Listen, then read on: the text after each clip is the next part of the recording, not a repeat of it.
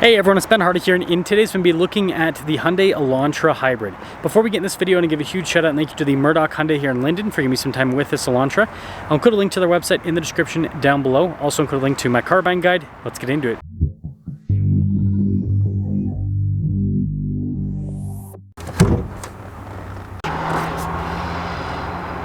Powering this is a 1.6 liter 4-cylinder paired to a 6-speed and a hybrid. Now, fuel economy with this is 51 around town and then 58 miles per gallon on the highway, so almost 60 miles per gallon on the highway. 139 horsepower and then 195 pound-feet of torque. Before we move forward with this review, I do want to mention if you want to see more videos just like this, then I recommend you subscribe because I post content every single day. So taking a look at the hood, you guys can see how Hyundai's kind of gone for more boxiness with all of their cars. Anyways, cool design down below with the turn signals and then the headlight design in general. And this is a sharp looking car. I mean, look at it from this kind of lower angle. That's cool. Look at it, sleek. Now our tire wheel set up is 205 by 55 by 16 in the front and over in the rear. And you can see here with the wheels, you've got the metallic gray and what's that kind of like swirls there, pretty sharp looking. Anyways, you've got the cutouts there on the fender, and then you can see with the mirror caps, those are body painted. And other than that, I think it's a nice looking car from the side. Now we of course have Hyundai's new key fob, love it or hate it. It does have remote start. It's got the opening for the trunk as well. You always got to hold that for a moment. Pops it up partially, not all the way.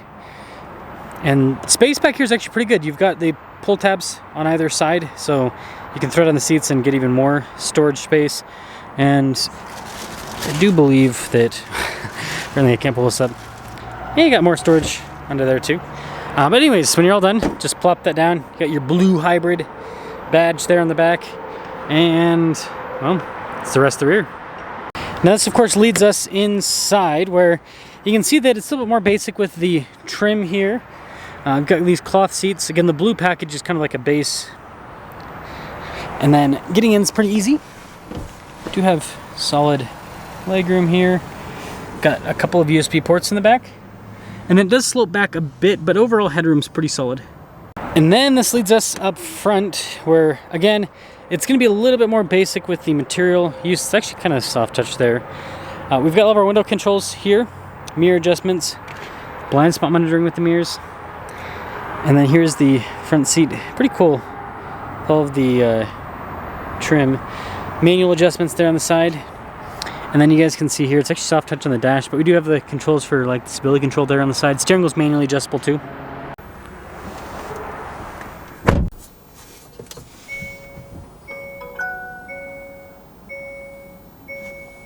Now taking a look at the steering wheel, again a little bit more basic with the material use, but we do have controls here for the cruise control, lane centering. We've got our voice command and volume controls as well.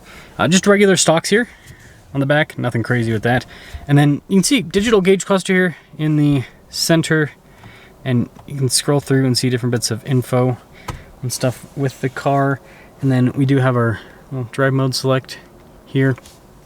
Oh, a bit of glare, but kind of shows you real life with the screen. I do have a backup camera, trajectory lines turn with the steering wheel, and then some physical controls on either side of the screen. And yeah, pretty quick response time. I like how you have a hybrid page that'll show you what's happening with the system. You got more of that soft touch on the dash, and then you can see the design with the vent that goes across. I think it's pretty cool looking. It actually has dual zone climate, surprisingly. And then we've got a little charging area down below. And then you've got some buttons here that I have a nice finish on them for like the drive mode select, for the camera, and then for your parking brake, auto hold, shifter here for the 6-speed, some cup holders here, and then more storage in the center console. Nice soft touch trim here on the top, and then pretty good with the glove box, and then no center for anything like that. So 2025 Elantra Blue, 27,250, so less than 30 grand. So you can spend less than 30 grand and get almost 60 miles per gallon. Let's see how it performs.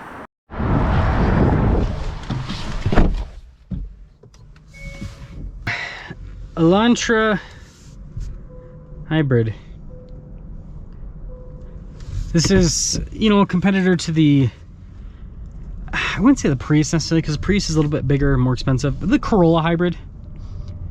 This would be a competitor to the Corolla Hybrid, but it's not a hatchback. You can get the Corolla Hybrid in a hatchback, which is a little bit different. Smooth. Ooh. It's nice. Pull up the hybrid menu so that you can see what's happening.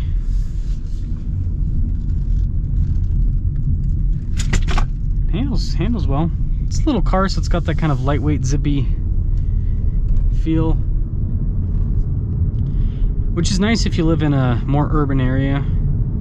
Fit in a parking space is easier. Fit in lanes. Just kind of zoom through places. It's always nice.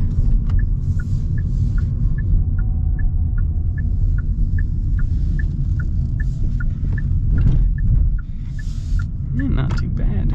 Not too bad.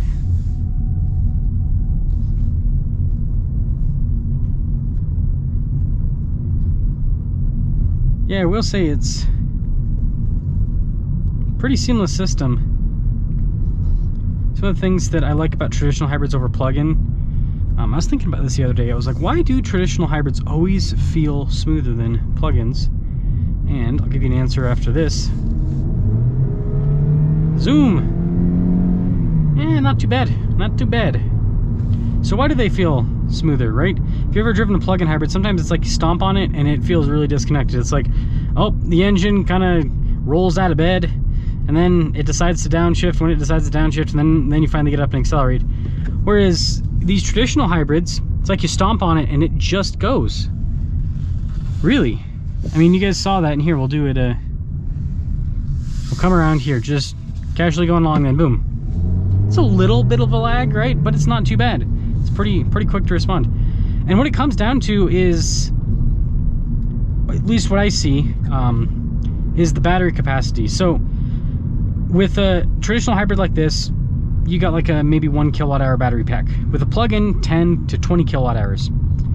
Now with that bigger battery pack, that means that you can go longer on electric. Sounds good, right? You have to charge plug-in hybrids. But what that means for acceleration is, with a traditional hybrid, you're really not going to get up to super high speeds in electric mode, right? Most of these, you're going to, like right now we're 20, mid-20s with the miles per hour, and we're still in EV mode. You get above maybe like 30 miles per hour in most of these regular hybrids, and it's going to turn the engine on, right? It's just, to keep up that speed, it's got to go in the turn on the engine, and just when you accelerate in general. Whereas plug-in hybrids, you can be going 60 miles an hour and you've got a big enough battery to be able to maintain that higher speed without running out of juice. Now what that means with this, trust me, it'll all come together. What that means with the gears and everything is, if you don't know, a lot of cars with these automatic transmissions, they can start in, second, third, fourth gear, right? They can just hold that gear while the engine's off. So you're in a, regular hybrid, you stomp on it and it can be in the right gear. It can go, okay, I'm going this fast, let's lock the car in second gear.